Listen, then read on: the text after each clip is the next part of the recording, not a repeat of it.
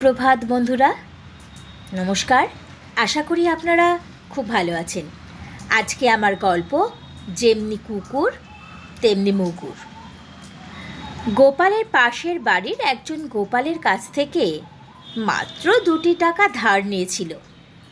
বেশ কিছুদিন কেটে যাওয়ার পরেও টাকা শোধ করতে না পারায় গোপাল লোকটির ওপর ভীষণ রেগে গেল।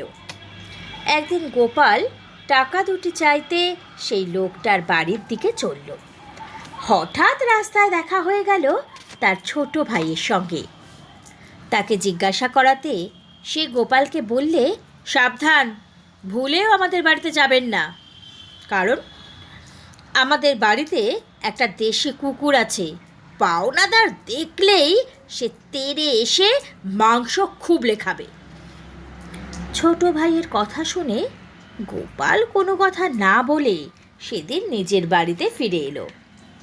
পরের দিন গোপাল বেশ বড় মুগুর নিয়ে চলল 2 টাকা আদায় করতে। পথে সেদিনও দেখা হলো সেই লোকটার ছোট ভাইয়ের সঙ্গে।